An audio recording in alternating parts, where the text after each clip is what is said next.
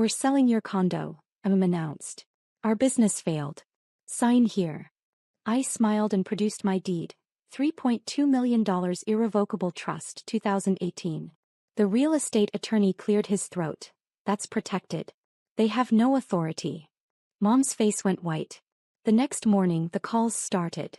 But let me back up. Because the story of how my parents tried to sell property they didn't own starts years before that Sunday brunch meeting. It starts with a pattern I'd watched my entire life. I'm Maya Chin, 34, and I've been the family disappointment for as long as I can remember. My older brother Kevin graduated Yale Law. Partner at a major firm by 32. My younger sister Ashley married a surgeon and lives in a house that gets featured in home design magazines. Then there's me. The one who never quite figured it out. I went to state school. Studied finance, which my parents thought was pedestrian. I worked in corporate banking for 3 years, which they called middle management mediocrity. When I left to start my own financial consulting practice at 27, Dad actually laughed. Consulting, he said, making air quotes. That's what people call unemployment when they're too proud to admit they failed. My parents owned Chin and Associates, a marketing firm they'd built over 30 years. It was successful once. They loved reminding me of the glory days. The big clients. The downtown office. The respect they commanded. By the time I was in my 20s, that glory was fading. But they refused to acknowledge it. Pride is a hell of a drug. Family dinners were performance reviews I never passed. Kevin would discuss his latest case victory. Ashley would show photos of her remodeled kitchen. I would mention a new client and Dad would change the subject. How's the job hunt going? Mom would ask as if my business didn't exist. I have a business, Mom. 12 clients currently. Oh, that's nice, dear. But when are you going to get a real position? With benefits. It wore me down for years. The constant dismissal. The way they introduced me at parties. This is Maya, she's figuring things out. The sympathy looks from their friends. When I was 29, I made my first million. A client I'd advised on portfolio restructuring gave me a significant bonus when they saved $800,000 in taxes. I didn't tell my family. I'd learned by then that success I achieved didn't count in their eyes. Instead, I met with a financial advisor and an attorney. We set up structures. Protection. Strategy. By 31, I was doing extremely well. Corporate clients paying $15,000 to $50,000 for comprehensive financial planning. Investment consulting that earned me percentage points on successful outcomes. I was clearing $400,000 annually, working from home in my pajamas while my family thought I was still trying to make consulting work. That's when I bought the condo. It was a 3-bedroom penthouse in downtown Seattle. Floor-to-ceiling windows. View of the Sound. The building had a gym, a rooftop terrace, and security that actually paid attention. List price, $2.8 million. I paid $3.2 million after bidding war. My attorney set it up as an irrevocable living trust. Federal protection. Established April 2018. The trust documents were airtight. Nobody could touch it. Not creditors. Not lawsuits. Not family members with bad ideas. I moved in and said nothing. When Mom asked where I was living, I said, downtown.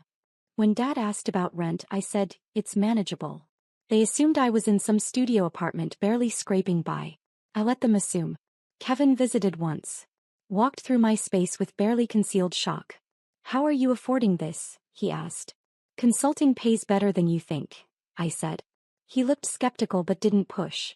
Kevin was too busy being important to worry about his failure sister's living situation. The truth was I wasn't just consulting anymore.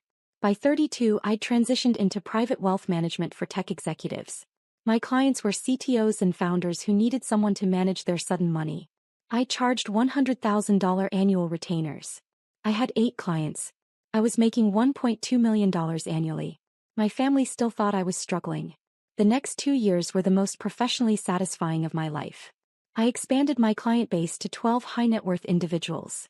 I brought on an associate to handle the administrative work.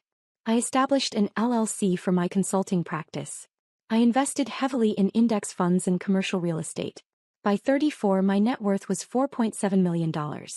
I still showed up to family dinners in Old Navy jeans and drove a 7-year-old Honda Civic. My parents' pity was easier to tolerate than their jealousy would have been. Meanwhile, their business was dying. Chin and Associates was bleeding clients. The marketing world had moved digital and my parents refused to adapt. Dad called social media A fad for teenagers. Mom thought email campaigns were impersonal. They were hemorrhaging money but maintaining appearances. Expensive office lease they couldn't afford. Country club membership they couldn't justify. Lifestyle their revenue no longer supported. I watched it happen from the outside. Offered help once. If you need financial advice, I could look at your books, I said at Christmas dinner year 33. Dad's face turned red. When I need business advice from someone who works in their pajamas, I'll let you know. Kevin laughed. Ashley changed the subject. I stopped offering. By summer of this year, I heard through Kevin that they'd taken out a second mortgage on their house. Then a business line of credit. Then loans from friends. The debt was crushing them. I felt bad. Genuinely. These were my parents. But every time I considered helping, I remembered every dismissive comment. Every introduction where they couldn't muster pride. Every time my success was invisible because it didn't fit their definition. I wasn't hiding my success. I was watching. Waiting. Testing. Would they ever ask? Would they ever acknowledge I might actually know what I was doing? They never did. The brunch invitation came via group text. Mom, family meeting Sunday 11 a.m. Important. Everyone must attend. Kevin responded immediately, I'll be there. Ashley, wouldn't miss it. Should I bring anything? I replied, see you then. No pleasantries. No explanation. Just the command to appear. I arrived at their house Sunday morning. The same house I'd grown up in, now showing signs of deferred maintenance. The lawn needed work. Paint was peeling on the shutters. Inside, Kevin and Ashley were already at the dining table. A man in a suit sat with them. Late 50s, silver hair, expensive briefcase. Screamed attorney. Maya, you're late, Mom said, though I was exactly on time. Traffic was light, I said, taking a seat. Dad cleared his throat. We've called you here to discuss a family matter. A solution to a temporary business setback. Temporary. Of course. The attorney introduced himself as Richard Vance, real estate attorney. He had papers spread across the table. Your parents' business has encountered cash flow challenges, Vance said carefully. They need to liquidate some assets to restructure their debt. Kevin nodded along like he'd already been briefed. Ashley looked concerned but supportive. We're selling the beach house, Dad said. And your condo. The room went silent. I blinked. I'm sorry, what? Your condo, Mom repeated. The one downtown. We're selling it. You're selling my home? Maya, don't be dramatic, Dad said. We're selling the condo that we've been helping you afford. It's a family asset. My heart rate didn't even spike. I was genuinely curious where this was going. You think you own my condo? We've been contributing to your rent for years, Mom said. We have records of every transfer. That was technically true. They'd sent me money periodically. Help with rent, they called it. Usually around holidays, usually $500 to $1,000. I'd deposited the checks and never corrected their assumption. The money was maybe 1% of my actual mortgage, which I'd paid off in 2021. The property will sell quickly, Vance said. Downtown Seattle market is strong. Estimate $2.90 to $3.10 million. After closing costs and our commission, the proceeds will clear your parents' debt completely. And where exactly am I supposed to live? I asked. Ashley reached across the table. Maya, we know this is hard. But family helps family. You can stay with us for a few months until you find something affordable. Something affordable. In their minds, I was about to be homeless and desperate. Kevin added, it's actually good timing for you. Downtown living is expensive. You'll save money in the suburbs. The suburbs. Like I was a college graduate moving back home. Dad slid papers across the table. We need your signature. Transfer of deed, listing agreement, authorization for sale. I looked at the documents. They'd actually prepared everything. Listed themselves as owners. My name appeared only as current resident. This is quite a lot to process, I said calmly. Maya, our business is at stake, Mom said, voice rising. The company your father and I built for 30 years. You can't be selfish right now. Selfish. That word hung in the air. Just sign the papers, Dad said. We'll handle everything else. I smiled. Actually smiled. Then I opened my purse and pulled out a folder I'd brought for exactly no reason except intuition. The trust documents. The deed. The title report. All of it. I slid my folder across the table, past their listing agreement and opened it to the first page. Before I sign anything, I said, I thought you might want to see this. Vance leaned forward. His eyes scanned the top document and his expression changed. Professional mask slipping into something like alarm. What is that? Dad demanded. The deed to my condo, I said. Want to read it? Mom snatched the paper. This doesn't make any sense. Says, Maya Chin Irrevocable Living Trust, established April 2018. Keep reading, I encouraged. Property value $3.2 million. Purchase price $3.2 million. Trust designation, Federal Protection under IRC 2036. Her voice trailed off. Vance had gone pale. He was flipping through the other documents now. The trust agreement. The title insurance policy. The closing statement from 6 years ago. I don't understand, Ashley said. Maya, did you buy it? In 2018, I confirmed. Paid cash. Well, certified check. Same thing. Kevin grabbed the documents from Mom. This is impossible. You couldn't have had this kind of money. You were 28. You were just starting out. I was doing quite well, actually. Doing well. Dad's voice cracked. Where did you get $3 million? I earned it. The silence was spectacular. Vance cleared his throat. Mr. and Mrs. Chin, I need to speak with you privately. No, Mom said sharply. She's lying. This is fake. She forged these documents to avoid helping us. I almost laughed. The trust is registered with King County. The deed is recorded. Call the county recorder's office. Call the title company. Here's their number. I slid my business card across the table. Not my consulting card. My personal card with my attorney's contact information. You want to verify? Be my guest. Vance was already packing his briefcase. I cannot proceed with this sale. The property is held in an irrevocable trust with federal protection.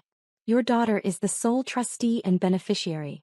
You have no legal authority to sell, transfer, or encumber this property in any way.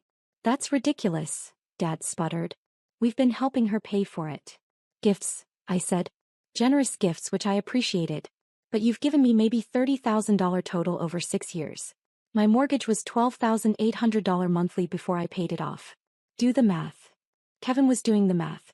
I could see it on his face. $12,800 a month that's over $150,000 a year just for the mortgage. Paid it off in 3 years, I added. Saved me about $340,000 in interest. Ashley looked like she might cry. Maya, how is this possible? Financial consulting, I said. Turns out it pays pretty well. The room erupted. You've been lying to us for years. Mom's voice hit a pitch that probably bothered the neighbor's dogs. I never lied, I said calmly. You assumed. I let you. Dad pointed a shaking finger at me. You let us think you were struggling. You took our money. You sent money without asking if I needed it. I accepted it graciously. There's a difference. Kevin stood up, pacing. This is insane. You bought a $3.2 million property at 28? That's what senior partners make. How? Client bonuses, consulting fees, investment returns. I'm good at what I do. But you never told us, Ashley said, wounded. We're your family.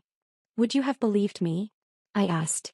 If I'd come to Christmas dinner at 28 and said, I just bought a $3.2 million condo, what would you have said? Silence. You would have accused me of lying then too. Or assumed I'd done something illegal. Or married someone rich. Because in your minds I'm the family failure. Nothing I achieve changes that narrative. Mom's hands were shaking. How dare you? After everything we've done for you. What exactly have you done for me? The question came out quieter than I intended. We raised you. We paid for your education. State school on scholarships. I took loans for the rest. Paid them off by 26. We gave you opportunities. You gave Kevin and Ashley opportunities. You gave me disappointment every time I didn't meet your impossible standards. Dad slammed his hand on the table. This is about our business. We're losing everything. And you're sitting on millions while we drown. There was the real anger. Not that I'd hidden my success. That I had success while they were failing. You never asked for help, I said. Not once. I offered to look at your books 2 years ago. You laughed at me. Because you don't know anything about running a real business. I manage $47 million in client assets. I have 12 clients paying me $100,000 annually each. I clear $1.2 million a year working from my condo in my pajamas. I think I know a little about business. The number hit them like a physical blow. $1.2 million? Kevin's voice was barely a whisper.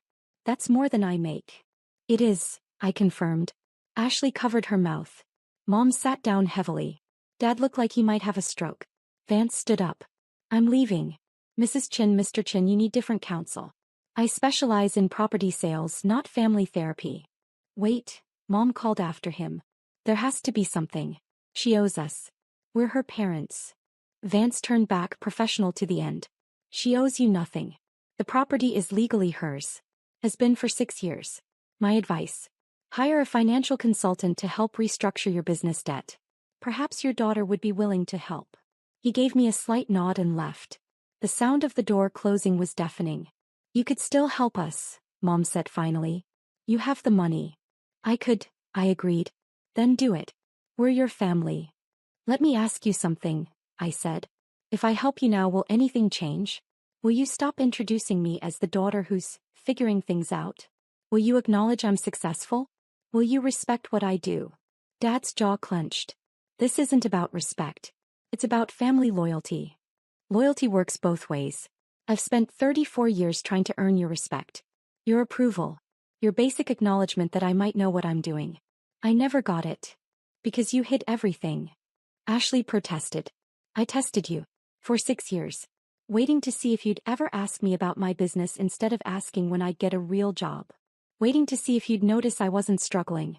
Waiting for basic curiosity about your daughter's life. Kevin sat back down. So this is revenge. We're losing everything and you're teaching us a lesson. This is boundaries, I corrected. I'm not responsible for your business failures. I'm not responsible for your debt. I'm not your retirement plan or your emergency fund. Mom started crying. Real tears. How can you be so cruel? Cruel was every dismissive comment. Every time you made me feel small. Every family dinner where my success was invisible. Every introduction where you couldn't find one positive thing to say about me. We were trying to motivate you. You were trying to feel superior, I said quietly. And now that you need something from me, suddenly I'm supposed to forget all of that? Dad's face was red. You're just like your grandmother. Calculating. Money obsessed. I'm financially responsible. There's a difference. You're letting your family fail. I'm letting you experience the consequences of your choices. Your refusal to adapt. Your pride. Your spending. None of that is my responsibility. Ashley tried again. Maya, please. Think about Mom and Dad losing the house. Losing the business. Can you really watch that happen? I took a breath. This was the moment. The choice point. I'm willing to help, I said. Relief flooded their faces. But not the way you want. The relief vanished. I'll hire a business consultant to assess whether Chin and Associates can be saved. If they recommend restructuring, I'll pay for that consultant's services. If they recommend bankruptcy, I'll help you through that process. I'll connect you with a financial advisor to create a realistic budget. I'll review any debt settlement offers. That's not help, Dad said bitterly. That's an audit. That's professional help. What you need. Not a blank check. We need money, Maya. Real help. Money won't fix a business model that doesn't work. It'll just delay the inevitable. Mom stood up abruptly. Get out. Excuse me. Get out of our house. If you won't help your family, you're not welcome here. Kevin and Ashley looked shocked but said nothing. I gathered my documents calmly. I'll send you the contact information for the business consultant. His name is Marcus Webb. He's excellent. He helped 3 companies restructure last year. All 3 are now profitable. We don't want your consultant. Dad yelled. Then you don't want help. You want rescue. Those aren't the same thing. I walked to the door. Turn back. When you're ready to have a real conversation about solutions instead of just demanding money, call me.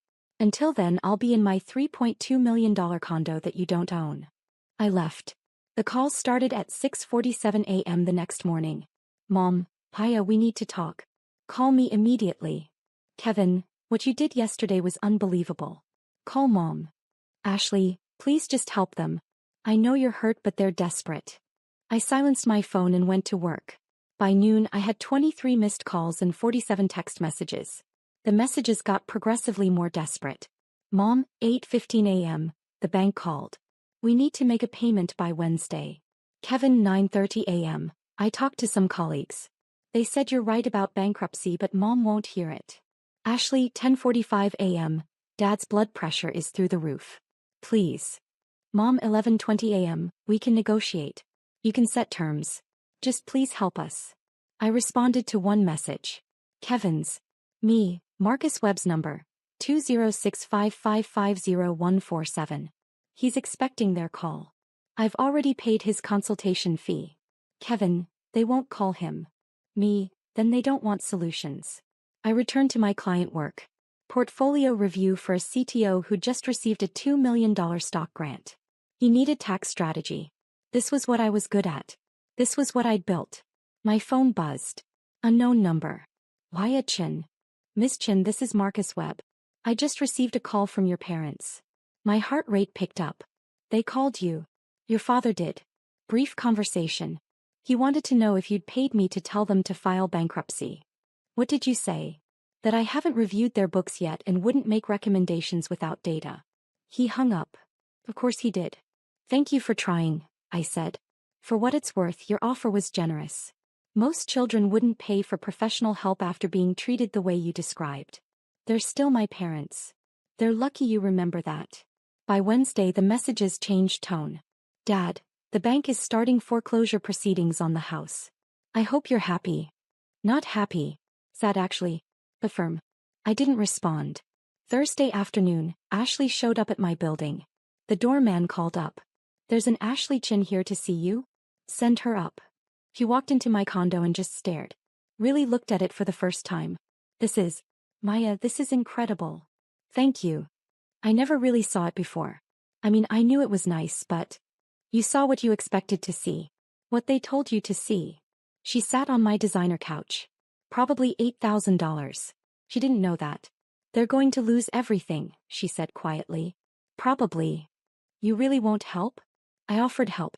They refused it. Money, Maya. They need money. How much? She blinked. What? How much do they need? Specific number. Dad said maybe $400,000 to clear the immediate debts and keep the business going another year. And next year. What? Next year, when that money's gone and nothing's changed, how much will they need then? Ashley didn't answer. That's why I won't write a check, I said. Because it's not a solution. It's a delay. And in 12 months, we'd have this exact conversation again, except I'd be $400,000 poorer and they'd resent me anyway. Why would they resent you? Because I'd have saved them. And every day after, they'd have to live with the fact that their failure daughter rescued them. That's a pill they'll never swallow. Ashley stared at her hands. You've thought about this a lot. For 6 years I've been waiting for them to see me. Really see me. Not the version they wanted. Not the disappointment. The actual person I became. They never did. Maybe because you hid it. I didn't hide it. I stopped trying to prove it. There's a difference. She stood to leave. For what it's worth, I'm sorry. About how they treated you. How we all treated you. Thank you. But I still think you should help them. I know you do. After she left, I pulled up my financial planning software. Ran scenarios. If I gave them $400,000, my net worth would drop from $4.7 million to $4.3 million. Still comfortable. Still secure. But it wouldn't fix anything. I'd learned from my clients that throwing money at structural problems never works. They'd come to me with failing investments, over-leveraged positions, businesses bleeding cash. The ones who survived weren't the ones who got rescued. They were the ones who faced reality and rebuilt. My parents needed to face reality. I wasn't going to rob them of that lesson. 6 weeks later, Kevin called. They're filing Chapter 11, he said. Business bankruptcy. That's the right choice. They're losing the house too. Can't afford the mortgage. Where will they go? Ashley and her husband offered their guest house. It's small. But it's family.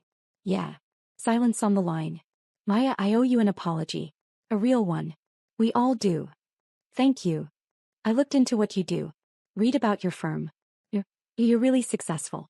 Like legitimately. I didn't know. I tried to tell you. We didn't listen. We saw what we wanted to see. What we needed to see to feel superior. That admission meant more than money could. How are they doing? I asked. Angry. Embarrassed. Mom won't leave Ashley's guest house.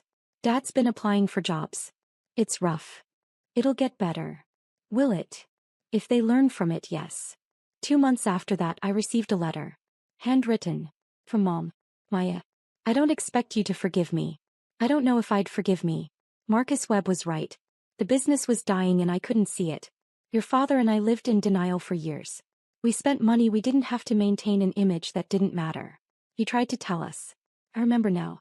Little comments over the years about changing markets, digital strategy, financial planning. We dismissed all of it because accepting your advice meant accepting you knew more than us. That terrified me. I wanted you to be the one who needed us.